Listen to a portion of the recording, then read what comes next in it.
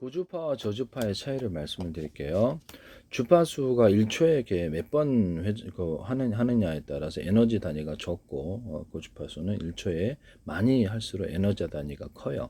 그래서 이제 이렇게 뭐든 무선 전파를 갖다 멀리 이렇게 보낼 때, 이럴 때 이제 할 때는 이렇게 에너지 단위가 큰 걸 보내야 되겠죠. 그래서 고주파는 수백 킬로헤르츠에서 수백 메가헤르츠 이상을 얘기를 하는데요. 초당 진동 횟수가 몇 번 하느냐에 따라서 그만큼 에너지가 크다라는 것이겠죠. 그래서 보통 에너지가 작을 때는 이렇게 느리게 몇 1초에 이렇게 에너지가 적기 때문에 그러는데요. 그래서 작동 원리를 고주파 같은 데는 혈액순환, 신부열을 발생시켜서 좀 깊은 열을 발생을 시켜서 깊이까지 침투한다 그랬죠. 그래서 저거를 어떤 서로 파형이 틀린 이런 주파수, 서로 파형이 틀린 주파수를 갖다 인체에 안전한 정도로 해서 의료 목적으로 해서 그쪽에 도달하게 해서 태우는 목적으로 사용할 수 있거나 어떤 전자현미경에 의해서 이렇게 서로 파형이 틀린 전파를 여러 개 쏴가지고 입체를 이렇게 파악하는 데 쓴다고 말씀을 드렸었는데요. 하시면 제 기술이 되겠습니다.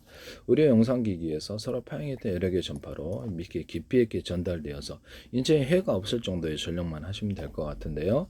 거기서 초점 방식으로 가로 세로 높이로 카메라 인식 초점 방식으로 해가지고 정확하게 조사를 하면 됩니다.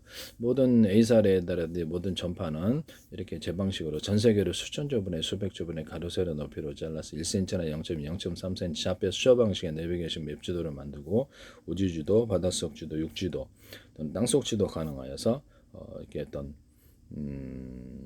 땅속에 하수, 지하수, 가스관 피해서 공사할 수도 있다고 저 말씀을 드렸죠. 구청 같은 데서 하시면 제 기술인데요. 국제 표준으로 만들 수 있고 또 이렇게 숫자 방식이니까 전 세계 나라별로 또 이렇게 군이든 뭐든 기업별로 각각 자신들의 뜻대로 만들 수 있습니다. 그러니까 연동해서 카메라가 다 움직인다고 제가 말씀을 드렸었죠. 방상 장비에 다 들어갈 텐데요. 인체를 이렇게 가로 세로도 모래 영상 양변으로 가로 세로 좌표와 숫자 방식으로 모든 걸 하고요. 모든 기계도 이와같이 가로 세로 높여 좌표와 숫자 방식으로 해서 이렇게 합니다. 모든 기계에도 이런 것이 다 가능하다는 게 로봇 자세 제어도 비행체 자세 제어도 그렇고 가로 세로 높여 좌표와 숫자 방식으로 해서 하시면 제 기술이 되겠습니다. 고주파는 신부열을 발생해 혈액순환, 지방 신진 대사업, 지방분해 촉진, 비만 관리, 피부 탄력 개선, 얼굴 주름 미백, 심층 관리인데요. 의료 미용으로는 저주파, 고주파 단위로 나누는데 통신 전자로서는 일반적으로 300메가헤르츠 기준으로 그 이하는 저주파, 그 이상은 고주파로 분류하게 됩니다. 의료 미용 쪽으로는 저주파가 수백 헤르츠고 고주파는 수백 헤르츠에서 메가헤르츠 단위로 나누고 그리고 에너지 단위가 크기 때문에 에너지가 크다는 10까지도 포함하고 있다는 것이죠. 그래서 통신 전자로 할 때는 일반적으로 300메가헤르츠를 기준으로 그 이하는 저주파, 그 이상은 고주파로 분류합니다. 그래서 저주파는 이렇게 1초당 느리게 하니까 1초당 이렇게 에너지 단위가 적어서 느리게 이렇게 움직이는 거고 고주파는 팍 빨리빨리 이렇게 에너지 단위가 커서 그래요. 이 저주파는 느린 진동으로 근육을 자극하는 데 초점을 맞추고 고주파는 빠른 진동으로 열을 발생시키는데 총주물도 각각 다른 물리적 효과를 통해 우리 몸에 작용한다 이렇게 나와 있습니다. 낮은 주파수는 저주파는 1에서 1200Hz 범위인데요. 1초당 몇 번 이렇게 진동하느냐에 따라서 이것을 나누게 되는데 전기 자극을 통해서 근육을 직접 수축 이완시켜서 통증 완화하는 마사지 효과, 저주파 마사지, 짜릿한 자극을 주는 전기치료. 저는 이거 별로 좋지 않다고 생각을 하는데요. 근육이 좀 약해진다고 생각합니다. 그래서 이렇게 저는 이것을 쓰지 않거든요. 통신에 쓰는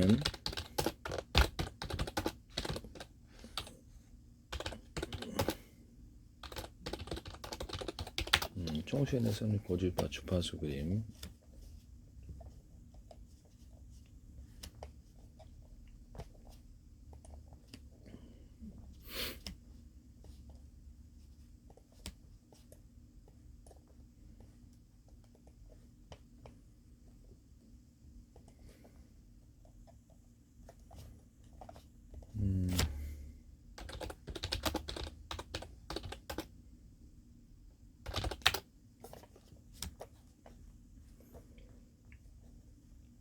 통신으로 쓰는 고주파는 주로 이렇게 3MHz에서 30MHz 사이에 비교적 높은 주파수 대역의 전파로 넓은 대역폭을 활용해서 대용량 데이터를 이렇게 빠르게 전송하지만 도달 거리가 짧고 장애물에 취약하다.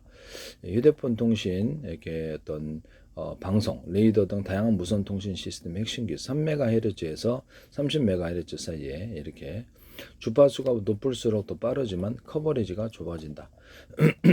속도 향상에 넓은 대역번, 많은 데이터를 빠르고 안정적으로 보내 속도 향상에 유리하고요.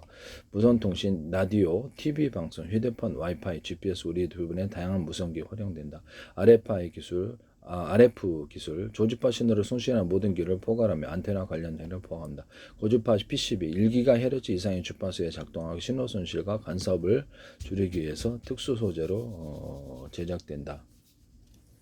그 다음에 의료 분야는 하지 증명료 치료나 피부 관리나 신부열 발생에 활용되기도 한다. 그것은 0.3에서 0.8MHz 봅니다. 고주파의 장단점, 높은 전송 속도, 대용량 데이터 처리. 단점은 전파 도달 거리가 작고 장애물에 취약하다. 그래서 이게 문제가 있다는 거죠.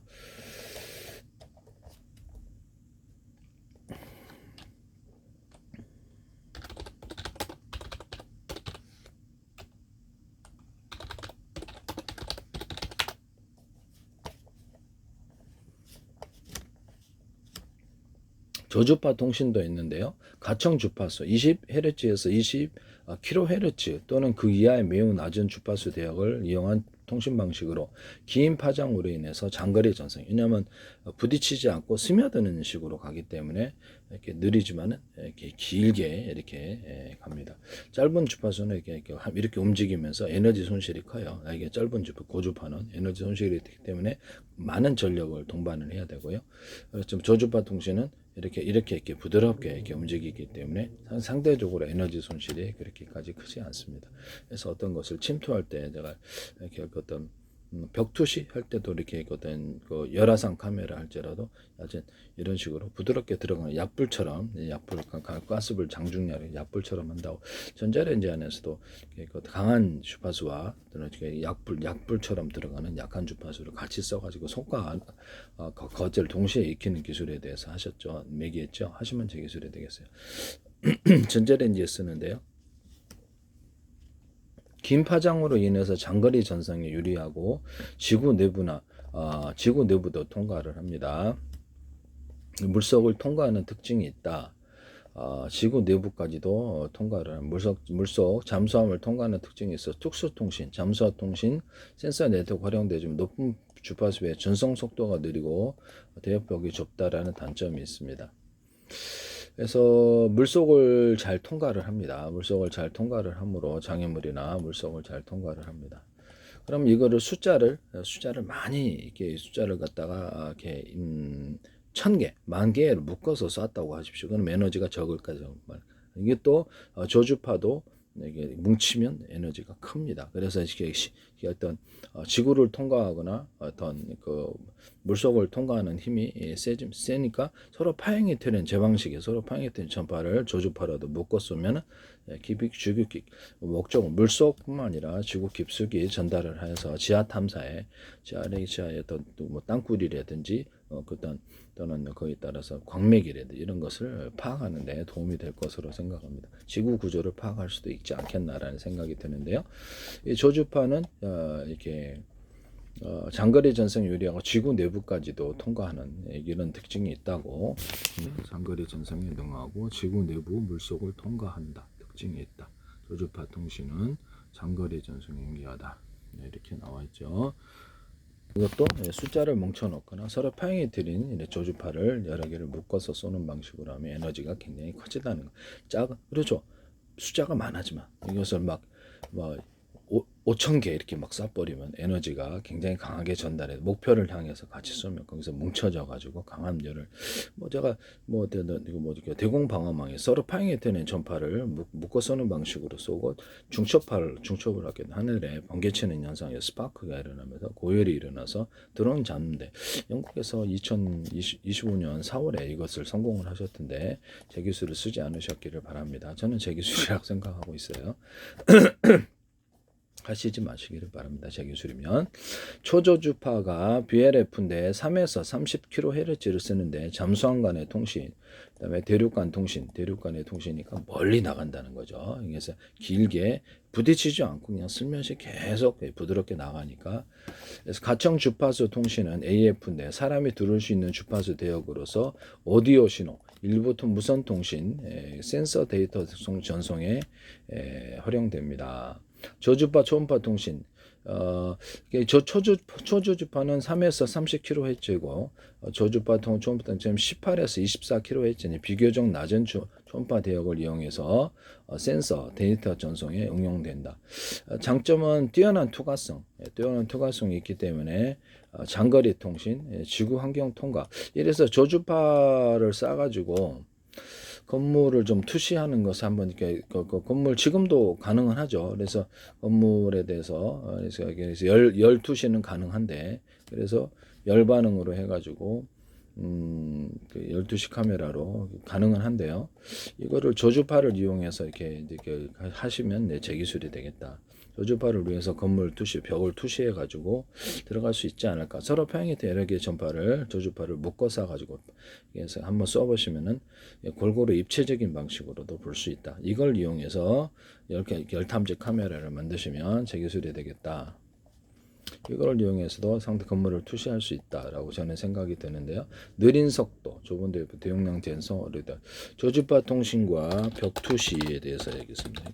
벽투시 기술은 지금 이미 저기 4만 원짜리, 10만 원짜리 나와 있어요. 나와 있는데. 벽투시 기술은 주로 고주파 무선 주파수 RF 신호를 사용하는데요. 저주파는 파장의 길로 장애물을 잘 통과하지만 정밀한 이미지는 적합하지 않다라고 구글에 나와 있는데 정밀한 이미지는 그렇죠. 여러 개의 주파수의 형태를 파형이 틀린 것을 여러 개를 골고루 쐈을 때 입체를 제가 전자현미경에서도 서로 파형이 된 전파를 썼을 때 입체적인 형상을 파악하는 데 도움이 된다고 하는데요.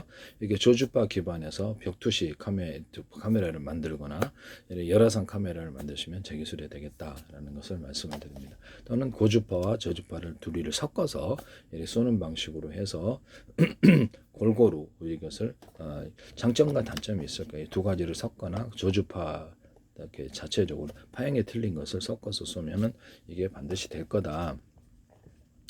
저주파는 파장이 길어서 저주파는 파장이 길어 수백 미터에서 수킬로 이상 벽이나 건물 같은 장애물을 비교적 쉽게 투과한다.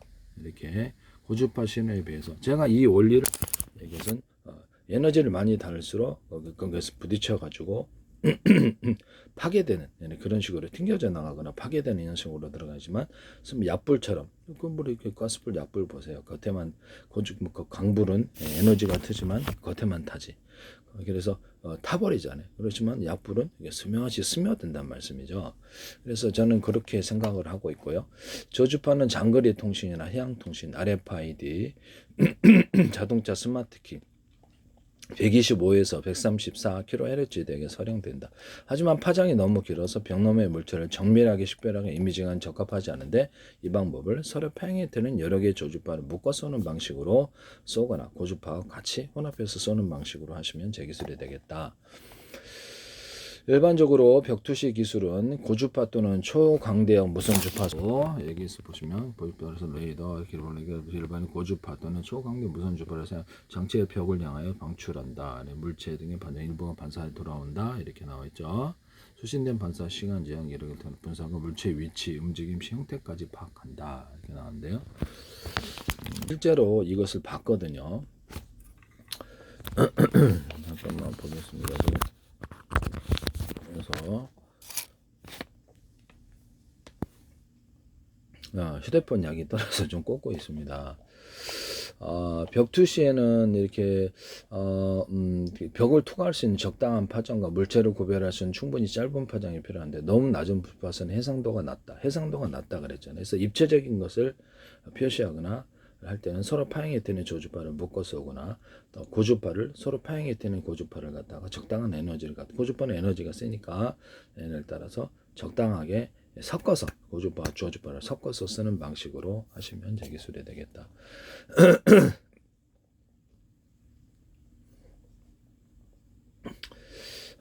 따라서 수백 메가헤르츠에서 수기가헤르츠의 주파수 대기주가 사용되는데 최근에는 와이파이 신호 2.4기가헤르츠, 5기가헤르츠 대역을 이용하거나 인공지능 및 머신러닝과 기술을 접목한 벽 너머 사람의 움직임이나 자세를 감지하는 연구가 활발히 진행되고 있다. 네, 이렇게 하시면 하시면 제 기술이 되겠다. 제가 보기엔 조주파를 파형이 틀린 것을 섞었으면 이것이 충분히 입체적인 이미지를 구현할 수 있다. 그렇게 생각이 들고요. 또 필요하면 고주파까지도 같이 써서 이것을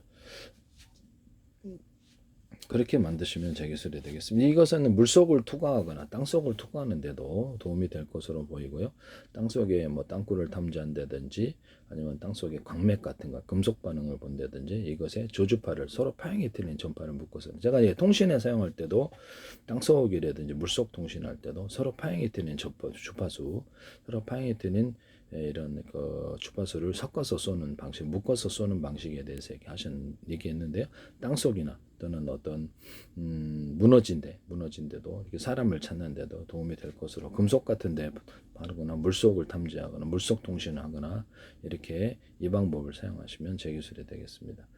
뭐 위성에서도 쏠 수 있죠. 위성에서 이렇게 우리가 위성 전화를 받거나 이게 송수신 해주기 때문에 가능한데 위성 전화를 받거나 이렇게 가능하기 때문에 물속에도 이게 할 때도 이것이 이렇게 여러 위성을 동원해서 쏘면 되겠죠. 그래서 물속에 어떤 송수신 장치 또는 증폭 장치가 있고 여기가 전기 에너지가 충분하면 이게 그래서 신호를 받아갖고 거기서 물속에서 직접 쏘면 되니까 바닥에서 뭐 이렇게 뭐 이게 간이 전기장처럼 정거장처럼 만들어갖고 할 수도 있고 하시면 되겠습니다. 또는 이렇게 유선줄을 쭉 놔가지고 이렇게 부표 방식으로 이렇게 신호를 받아갖고 유선줄을 통해서 지하 신부까지 전달이 되고 그렇게 해서 통신을 할 수도 있어요. 이것도 대기술이라는 것을 말씀을 드립니다.